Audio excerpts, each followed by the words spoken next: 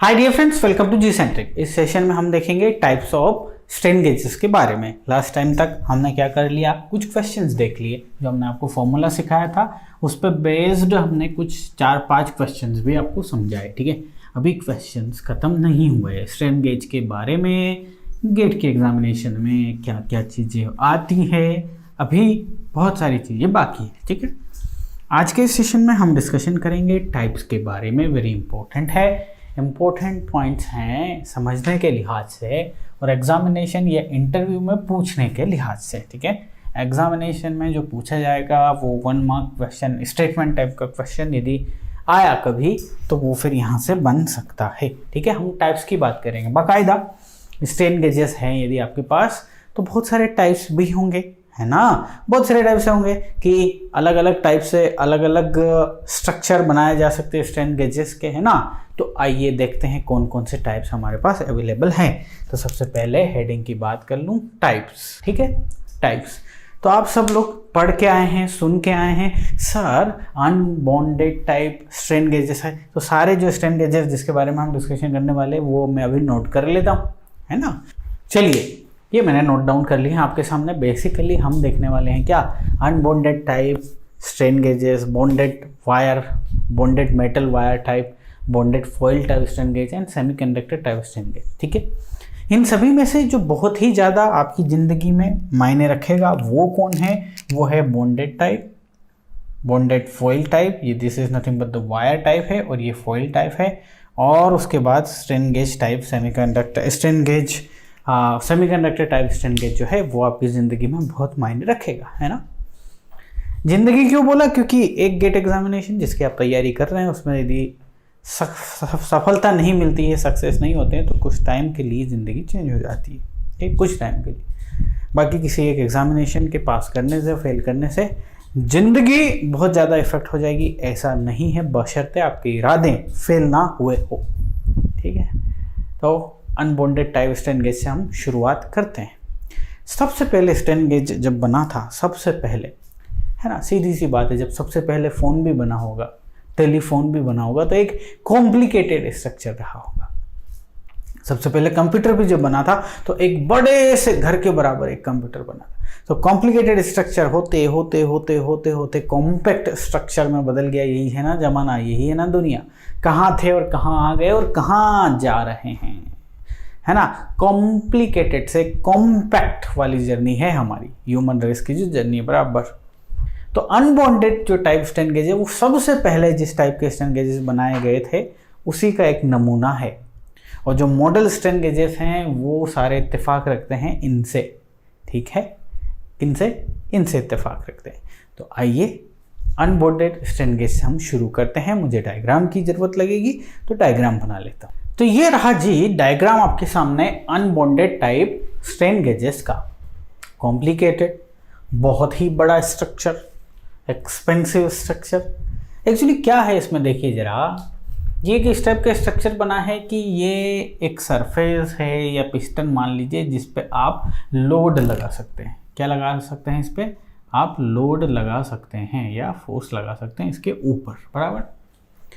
Now ये structure कुछ इस टाइप का बना है, ये वाला जो स्ट्रक्चर इस टाइप का बना है कि इसके जो अपर पोर्शन में ये जो पॉइंट्स निकले हुए हैं यहाँ पे वायर लिपटा हुआ है। ठीक है, एक बहुत ही थिन वायर, कौन सी कैटेगरी का, 3 माइक्रोमीटर है ना उसका डायमीटर है। उस वायर, जो वायर है ना उसका डायमीटर है 3 माइक्रोमीटर, अपने बाल के जैसे बराबर का तार, पर बहुत मजबूत तार। ये इसके ऊपर स्ट्रक्चर पे भी लिपटा हुआ है और same to same wire structure इसके नीचे वाले पोर्शन पे भी लिपटा हुआ है। ठीक है जी। अब ये काम कैसे करता है कि जैसे ही इस पर लोड लगाते हैं ना, ये ऊपर के जो है ना ये करते हैं एक्सपांड, ध्यान से सुनिए जरा। ये जब जैसे ही फोर्स आया ऊपर से ये एक्सपांड करते हैं, ये दूर होते हैं एक दूसरे से। ये अपर पोर्शन को देखिए, अपर पोर्शन को देखिए, ये दूर होते हैं। तो इनके दूर होने की वजह से ये इनके बीच में जो वायर बंधा हुआ है वो स्ट्रेच होता है। वो क्या होता है, स्ट्रेच होता है, बराबर ना। ये वाला जो वायर है ना ये स्ट्रेच होता है, तो इसमें टेंशन हो रहा है ना, इसमें टेंशन स्ट्रेच हो रहा है। But on the same way आप इसके नीचे के स्ट्रक्चर को देखना, इसको देखना, ये ऊपर वाले जब फैलाओगे तो नीचे वाले एक दूसरे के पास में आएंगे, मतलब अब वायर कंप्रेस होगा, बजाय नीचे का जो वायर होगा, ये स्ट्रक्चर ऐसा है, ऐसा नीचे के वायर कंप्रेस होंगे, नीचे के क्या होंगे, कंप्रेस होंगे। तो अब आप बताओ ऊपर का जो वायर स्ट्रक्चर है ये यदि टेंशन में आएगा, ये यदि स्ट्रेच होगा तो क्या रेजिस्टेंस चेंज होगा? यस सर, रेजिस्टेंस चेंज होगा, पक्की बात, मान ली बात। नीचे वाले वायर यदि कंप्रेस्ड होते हैं तो इनका रेजिस्टेंस चेंज होगा? यस सर, इनका भी रेजिस्टेंस चेंज होगा। एक चूंकि टेंसाइल हो रहा है तो एक का resistance R plus del R होगा, R तो उसका ओरिजिनल वाला और डेल R because of this tension, और दूसरे का क्या होगा? R माइनस डेल R होगा भाई साहब, R माइनस डेल R होगा, बराबर ना? Got the point. अब क्या करो, अब इन वायर को कहां ले जाओ? अब इन वायर्स को ले जाओ आप व्हीटस्टोन ब्रिज में। व्हीटस्टोन ब्रिज में इन दोनों वायर को कनेक्ट कर दो। ये जो दोनों वायर स्ट्रक्चर हैं ये रेजिस्टेंस कंट्रीब्यूट कर रहे हैं ना, इनको, इनका कनेक्शन डायरेक्ट कहां होगा? ब्रिज में होगा, बराबर। ये रहा आपका ब्रिज, है ना जी। नाउ ये जो R प्लस डेल R है ये वाला रेजिस्टेंस ले लिया और नीचे वाला जो है ये ले लिया। तो सबसे पहले बताइए ब्रिज कौन सा है? सर ये हाफ ब्रिज है। कौन सा ब्रिज है ये? Half bridge. क्यों है ये half bridge? Because two active strain gauges we are using. Active क्यों? इसमें भी स्ट्रेन हो रही है, इसमें भी स्ट्रेन हो रही है, two active strain gauges we are using, so we call it the half bridge, बराबर ना। अब क्या होगा जी, आप जैसे ही ये फोर्स अप्लाई करेंगे डिफ्लेक्शन होगा इसमें, यस और नो ना। इस डिफ्लेक्शन को कैलिब्रेट कर देंगे in terms of load. Experiment पे भी देखे ना, सीधी सी कहानी है, ठीक है। तो सर ये इतना बड़ा स्ट्रक्चर इसको मैनेज कैसे करेंगे? यस, ये एक्सक्लूसिव है आप। सबसे पहले इसलिए मैंने बोला था कि सबसे पहले जो स्ट्रेन गेज की अवधारणा आई वो अनबॉन्डेड टाइप, ये स्पेसिफिक यूज है, यूं मान के चलिए यूज करते ही नहीं है ना। Very very fine load, very fine load, यानी कि डिस्प्लेसमेंट के टर्म में यदि बात करूं तो लगभग 4 माइक्रोमीटर तक का इस पे यदि आप मूवमेंट दोगे ना, बस वहां तक इसको हम यूज करते हैं। वैसे तो सिर्फ इसको यदि लेबोरेटरी में रखा है तो सिर्फ शो पीस है, काम कुछ नहीं है, काम कुछ नहीं है इसका, बराबर। अनबॉन्डेड स्ट्रेन गेज को आप समझे। अब हम एंट्री करेंगे बॉन्डेड स्ट्रेन गेज में। चलिए bonded metal wire strain gauge की बात करते हैं। अगेन डायग्राम मुझे लगने वाला है, देखिए ध्यान से। ये है bonded metal wire strain gauge, ये मैंने इसका स्ट्रक्चर बनाया। क्या क्या दिख रहा है यहाँ पे? आपको दिख रहा है एक स्ट्रक्चर, इसे मैं बोल दिया this is nothing but the base, ये ठीक है। ये एक फुल्ली इलास्टिक टाइप का बेस मटेरियल है जो कि बेकेलाइट का भी बनता है, ग्लास फाइबर का भी बनता है, ठीक है। कहने का मतलब ये इलास्टिक होता है। इसके अंदर इस मटेरियल के अंदर ये मेटल का जो वायर है इसको क्या कर दिया जाता है? फिक्स्ड कर दिया जाता है, या यूं कहे चिपका दिया जाता है, ठीक है। ये जो मेटल वायर है ये 25 माइक्रोमीटर तक के डायामीटर तक का होता है। ये इस बेस मटेरियल में कर दिया जाता है फिट। नाउ ये जो है आप इन्हें कह सकते हैं कि कनेक्टिंग पॉइंट्स हैं जहां पे आप इसको आउटर सिस्टम से कनेक्ट करेंगे, लीड्स बोल सकते हैं आप इन्हें, ठीक है। अब एक्सपेरिमेंट जो हमने किया था, जो एक्सपेरिमेंट वाला वीडियो देखा था, उसमें भी एक छोटा सा थिन टाइप का पतला सा आपने स्ट्रेन गेज देखा था ना, सेम टू सेम वही स्ट्रेन गेज है। अब क्या होता है कि यदि इसको एक्सपेरिमेंट वाला वो तो देखे हैं, यदि आप इसे पर्टिकुलर एरिया को स्ट्रेच करते हैं, टेंशन देते हैं, तो ये जो वायर है ना ये स्ट्रेच होता है, तो इस वायर का रेजिस्टेंस चेंज होता है। तो इस वायर के रेजिस्टेंस को चेंज को व्हीटस्टोन ब्रिज में ये फिट है। ये जो कह लो कि ये जो कनेक्टेड है ना, ये यहाँ कनेक्टेड है। चलिए ये मैंने मान लिया स्ट्रेन आपका, मान लिया मैंने ये व्हीटस्टोन ब्रिज, और ये व्हीटस्टोन ब्रिज का एक पॉइंट है आपका कौन, ये अपना स्ट्रेन गेज, ठीक है, सभी का रेजिस्टेंस सेम है। सपोज इसका R है, इसका भी शुरू में R था, इसका भी R है, इसका भी R है। नाउ एक आपने bonded type metal wire strain gauge लगा दिया। नाउ इस पे यदि आप आउटपुट फोर्स या टेंशन देते हैं, रेजिस्टेंस चेंज होगा बिकॉज ऑफ द स्ट्रेन, और उसकी वजह से इंबैलेंस होगा। ये इंबैलेंस प्रोपोर्शनल हो जाएगा इनपुट के बराबर। Got the point? ना सर ये पूरी कहानी आपने बता दी। ये इस टाइप का स्ट्रक्चर है, इसको बॉन्डेड क्यों बोलते हैं? इसको बॉन्डेड इसलिए बोलते हैं कि जो मेटल है या जो वायर, मेटल वायर है जो जिसमें कि स्ट्रेन प्रोड्यूस करवानी है, वो आपके इस स्ट्रक्चर में बॉन्डेड है, फिट है, इसलिए bonded metal wire strain gauge बोला। ना ये कई मायनों में बहुत अच्छा है इससे। क्यों? देखिए छोटा सा जी, और ये सिर्फ दूर से दर्शन कर लीजिए और निकल जाइए। छोटा सा भैया, इसे मैनेज करना कोई परेशानी नहीं, इसका मेंटेनेंस नहीं। बट एक बात का ध्यान रखना पड़ेगा, ये जो वायर यूज कर रहे हैं ना भैया, ये वायर, इस पे जब भी स्ट्रेन अप्लाई करें तो रेजिस्टेंस चेंज जो होना चाहिए ना, वो तुरंत होना चाहिए, क्विक होना चाहिए, क्विक होना चाहिए। यानी कि ये जो मेटल यूज कर रहे हैं, इसका जो गेज फैक्टर है ना, गेज फैक्टर वो क्या होना चाहिए? बहुत ज़्यादा या एक अच्छी खासी हाई वैल्यू होनी चाहिए गेज फैक्टर। गेज फैक्टर की हाई वैल्यू क्यों होनी चाहिए? बिकॉज गेज फैक्टर की high value is nothing but show करती है कि चेंज इन रेजिस्टेंस बहुत ज्यादा high, because gauge factor is nothing but del R by R divide by strain. मतलब एक पर्टिकुलर स्ट्रेन पे जिसका गेज फैक्टर ज्यादा होगा उसका रेजिस्टेंस चेंज ज्यादा होगा ना जी। ज्यादा रेजिस्टेंस चेंज होगा तो आपके लिए ज्यादा कन्वीनियंट है ना डिफ्लेक्शन को मेजर करना। अरे जितना ज्यादा डिफ्लेक्शन होगा, जितना ज्यादा रेजिस्टेंस, उतना ज्यादा डिफ्लेक्शन की वैल्यू मिलेगी आपको। गॉट द पॉइंट ना? तो गेज फैक्टर ज्यादा होना चाहिए, क्योंकि गेज फैक्टर का ज्यादा होना इंडिकेट करता है कि पर्टिकुलर स्ट्रेन पे किसी स्ट्रेन गेज का रेजिस्टेंस ज्यादा चेंज हो रहा है, बराबर ना। दो स्ट्रेन गेजेस आपके पास S1 S2, एक का गेज फैक्टर 4 है, एक का गेज फैक्टर 2 है।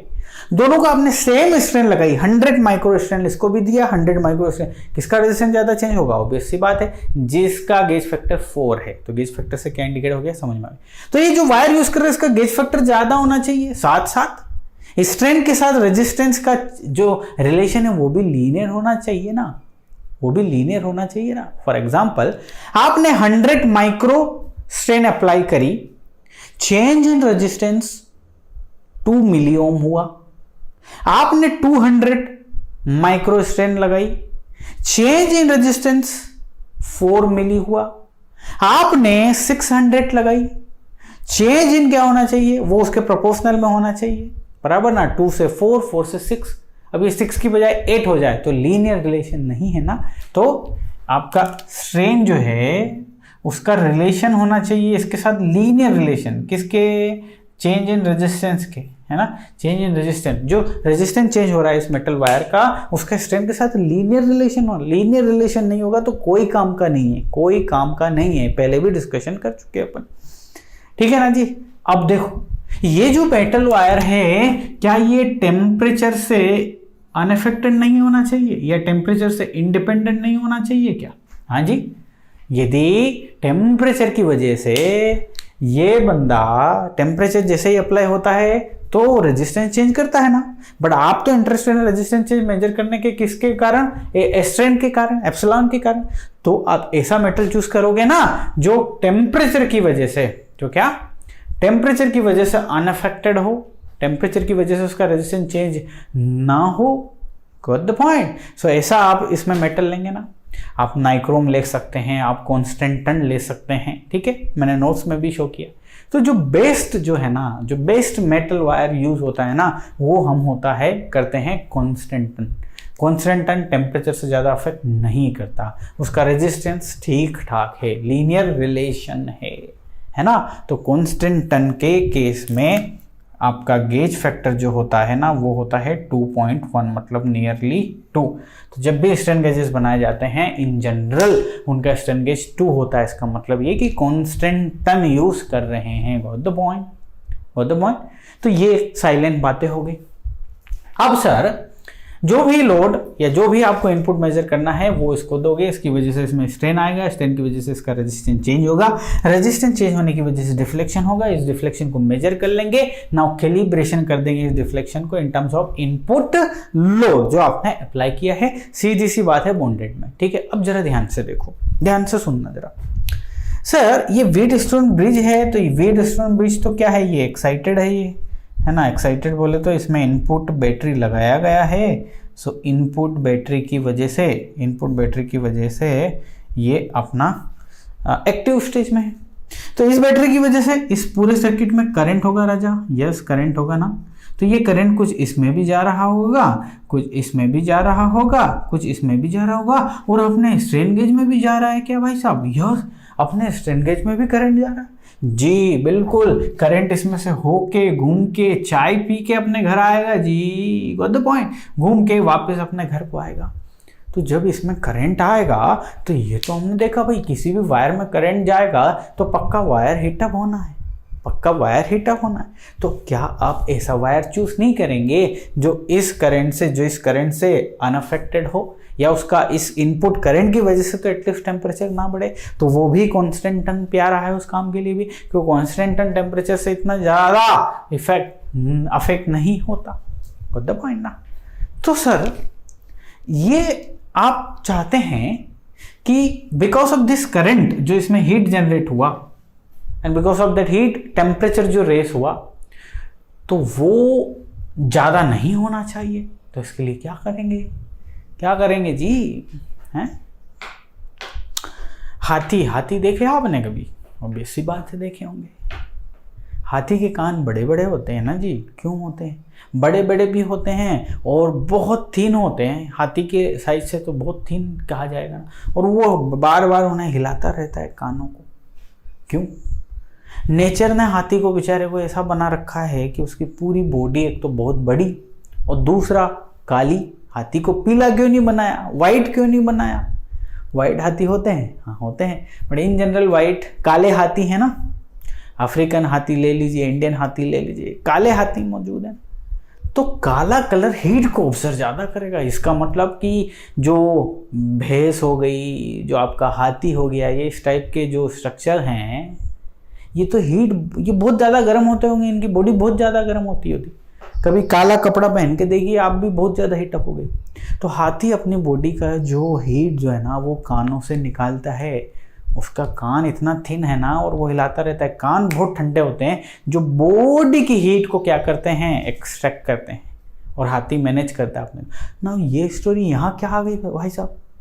Sir metal wire type bonded strain gauge heat, ये वाला हीट जो because of the input current जो है ना, उससे जो हीट जनरेट हो रही है ना, उससे इसमें अफेक्ट होता है, उस हीट की वजह से इसमें प्रॉब्लम क्रिएट होती है। तो हमने क्या किया, हमने इस प्रॉब्लम से निजात पाने के लिए bonded metal foil type strain gauge use कर लिया। क्या कर लिया जी? फॉइल टाइप स्ट्रेन गेज कर लिया। तो what is this foil type strain gauge? Foil type का स्ट्रेन गेज में इसका सरफेस एरिया बढ़ा दिया गया। ये जो वायर है ना, इसका सरफेस एरिया बढ़ा दिया गया है। डायग्राम मैंने बनाया है आपके नोट्स में, ठीक है। ये मोटा कर दिया गया है, इसको जो है ना, इसका जो वायर का जो स्ट्रक्चर है ना वो मोटा हो गया। अरे भाई साहब, ये तो हाथी के कान वाला स्ट्रक्चर, बड़े बड़े कान, फैले फैले कान, यानी कि हीट डिसिपेशन कैपेसिटी बढ़ गई। तो जहाँ पे हाई टेम्परेचर वाला रेंज है वहाँ पे foil type of strain gauge best है क्या? बराबर जी, है ना। तो फॉइल टाइप में कुछ नहीं, ये एरिया बढ़ा दिया गया है। ये जो एरिया है ये बढ़ गया है। एरिया बढ़ने की वजह से क्या हुआ, आपका हीट सिंक कैपेसिटी इसका बढ़ गया। पूरा कर लोगे आप, है ना। तो मेटल वायर गेज जो सफ़र कर रहा था हीट डेसिपेशन से, कम हीट डेसिपेशन, उसकी कमी इसने पूरी कर दी, सरफेस एरिया बढ़ा दिया। तो ऑब्वियस सी बात है, हीट क्या होगी, हीट जल्दी से डेसिपेट होगी। एक ग्लास में गर्म पानी भर लीजिए, एक थाली में गर्म पानी भर लीजिए, सेम टेम्परेचर का, पहले ठंडा कौन होगा, थाली वाला। सिंपल सी बात है, सरफेस एरिया बढ़ा दिया, हीट डिस्पेशन ज़्यादा हो गया। Got the point? बराबर। नाउ और भी एडवांटेजेस हैं इसके। अच्छा, ये जो बेस मटेरियल लिया है, ये जो इपॉक्सी मटेरियल है, ये जो ग्लास फाइबर मटेरियल है, बेकेलाइट मटेरियल जो है, इसको वायर के साथ बॉन्ड किया जा रहा है ना। अभी जो वायर है इसका सरफेस एरिया ज़्यादा है तो बॉन्डिंग भी मजबूत होगी, बॉन्डिंग भी मजबूत होगी। यस और नो, है ना जी? सरफेस एरिया ज़्यादा है, बॉन्डिंग मजबूत होगी।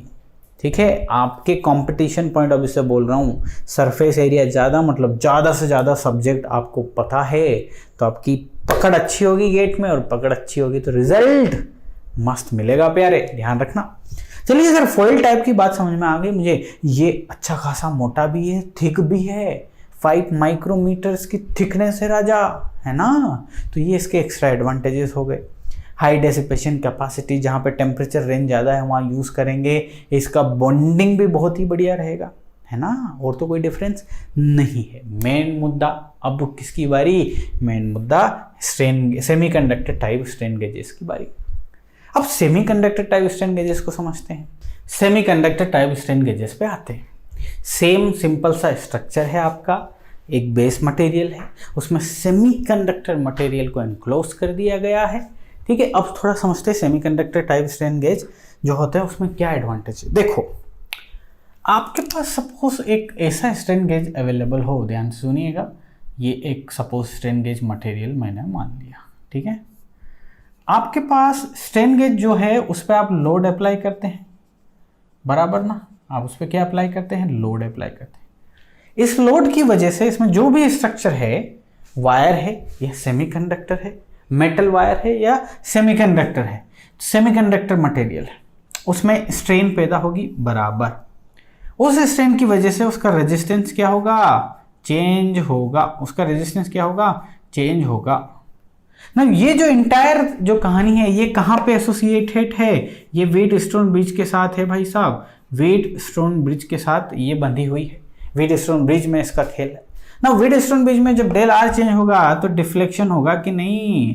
डिफ्लेक्शन होगा कि नहीं? यस, डिफ्लेक्शन होगा। ये डिफ्लेक्शन इनपुट के लोड के हिसाब से कैलिब्रेट कर दिया जाएगा। You got the point. Now अब आप देखो, यदि आप स्मॉल स्ट्रेन, आपकी स्ट्रेन बहुत कम है, और उस बहुत कम स्ट्रेन में यदि आप सक्सेसफुली रेजिस्टेंस चेंज करवा लें, क्या बोल रहा मैं?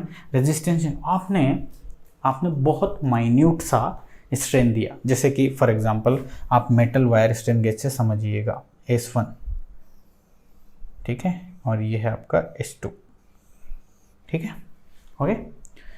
S1 की लिमिट है, यानी कि ये मिनिमम स्ट्रेन जो है, मिनिमम जो स्ट्रेन है वो 100 माइक्रो स्ट्रेन में आउटपुट डेल आर कुछ भी डेल आर पक्का देगा, ये बात तय है, ठीक है। अब आप बताओ मुझे, इसकी लोअर लिमिट, इसकी जो लिमिट है वो 100 माइक्रो है। यदि इसको मैं 50 माइक्रो दे दूं तो क्या चेंज इन रेजिस्टेंस होगा? कुछ नहीं होगा जी, कुछ भी नहीं होगा। साइलेंट, ये साइलेंट है, इसकी एक लिमिट है, बराबर ना। Metal wire strain gauge.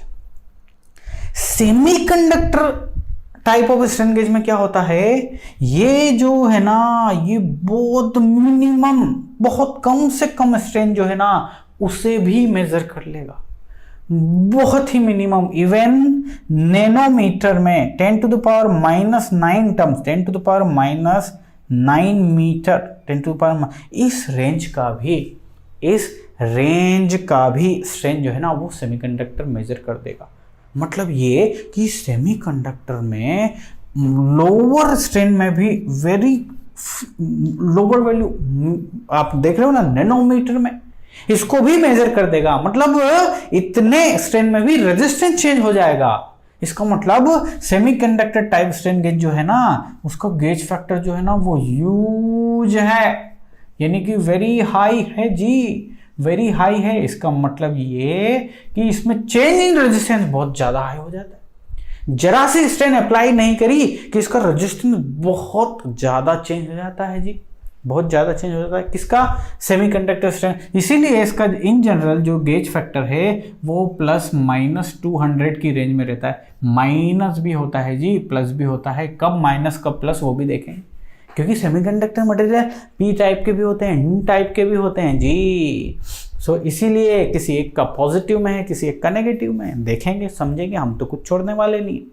Gauge factor की वैल्यू देख रहे हो 200, इसका मतलब huge change in the resistance होता है सेमीकंडक्टर टाइप स्ट्रेन गेजेस में, बराबर ना। तो सेमीकंडक्टर स्ट्रेन गेजेस का यही एडवांटेज है कि जहां पे वेरी सेंसिटिव आपको डिवाइस बनाना है, आपको वेरी सेंसिटिव इनपुट बहुत कम है जी, नैनोमीटर का डिफ्लेक्शन इनपुट में, तो उसके लिए very high sensitive strain gauge लगेगा ना। तो वेरी सेंसिटिव स्ट्रेन गेज बनाने के लिए आपको कौन सा स्ट्रेन गेज लेना पड़ेगा, सेमीकंडक्टर टाइप स्ट्रेन गेज लेना पड़ेगा, क्योंकि बहुत ही सेंसिटिव है। गुड पॉइंट, बहुत ही सेंसिटिव है for the low value of strength, पक्का resistance change would be there, ठीक है। अब क्या होता है कि जैसे ही लोड लगाते हैं, स्ट्रेंथ लगाते हैं, तो सेमीकंडक्टर मटेरियल का डायमेंशन चेंज की वजह से जो रेजिस्टेंस चेंज होता है ना, उसकी कुछ वैल्यू है ही नहीं। किसकी रिस्पेक्ट में, इस स्ट्रेन की वजह से जो पीजो रेजिस्ट, मतलब जो इसकी रेजिस्टिविटी चेंज होने की वजह से रेजिस्टेंस चेंज होता है ना, उसके रिस्पेक्ट में। मतलब क्या, मतलब ये कि स्ट्रेन गेज टाइप में यदि लोड लगाओगे तो इसका असली resistance change because of the piezo resistive effect. Piezo resistive effect समझाया था स्टार्टिंग में ही, क्या है पीजो रेजिस्टिव इफेक्ट, मतलब असली जो रेजिस्टेंस चेंज हो रहा है सेमीकंडक्टर डिवाइसेस का, वो हो रहा है because of the change in resistivity. असली पीजो रेजिस्टिव गेज है आपका सेमीकंडक्टर गेज, ठीक है। इसमें जो रेजिस्टेंस चेंज हो रहा है because of the dimension change, नहीं ना के बराबर हो रहा है डायमेंशन चेंज की वजह से, बट रेजिस्टिविटी की वजह से रेजिस्टेंस चेंज मेनली इसमें हो रहा है। व्हाट द पॉइंट है ना। तो इन जनरल सेमीकंडक्टर हमारे जर्मेनियम और सिलिकॉन, इनसे बने मेटल या इनके ऑक्साइड्स यूज करते हैं हम to build the semiconductor type of strain gauges. कहाँ यूज हो गए, वेरी हाई सेंसिटिविटी जहां पे आपको चाहिए वहां पे हमने इसको यूज कर लिया, ठीक है। तो इसकी एक्यूरेसी की यदि बात करूं ना, बहुत ज़्यादा हाई है बट लिमिटेड रेंज में, क्योंकि इसकी लीनियरिटी पुअर है। इसकी लीनियरिटी मतलब स्ट्रेन के रिस्पेक्ट में जो डेल आर चेंज जो हो रहा है ना, वो लीनियरिटी इसमें बहुत कमज़ोर है। यानी कि क्या, कि ओवर द लार्ज स्पान इन दोनों का रिलेशन जो है ना, वो क्या नहीं है, इन दोनों का रिलेशन लीनियर नहीं है। इट्स लाइक कि एग्जाम्पल पॉइंट ऑफ व्यू से समझा रहा हूं आपको, सिर्फ समझाने के लिए। यदि ये स्ट्रेन है और रेजिस्टेंस जो चेंज है यदि वो बढ़ रहा है, चेंज इन रेजिस्टेंस यदि बढ़ रहा है, तो इसका ये कुछ नॉन लीनियर फैशन में बढ़ेगा, है ना। तो ये देखो नॉन लीनियर है, आप नॉन लीनियर यदि आपका कैरेक्टरिस्टिक्स है तो उसके लिए आप डिवाइस को अच्छे से नहीं बना पाएंगे। But for a small range, ये स्मॉल रेंज यदि मैंने मान लिया कि इतनी स्ट्रेन में देखो ये लीनियरिटी यहाँ पे आ गई, ये ऑलमोस्ट लीनियर है ये लाइन, तो इसकी लीनियरिटी स्पान जो है ना वो बहुत मिनिमम है। लीनियरिटी इसमें परफेक्ट नहीं है, but for a very low span you can get the high sensitivity और लीनियरिटी एज वेल, ठीक है। तो इसी स्पान में ये एक्यूरेसी भी बहुत ज़्यादा दे रहा है। तो ये सेमीकंडक्टर टाइप स्ट्रेन गेजेस के बारे में मैंने आपको बताया। एक और बात, सेमीकंडक्टर के बारे में तो ऑलरेडी पढ़े हैं ना, टेम्परेचर से उसकी अच्छी खासी दोस्ती है।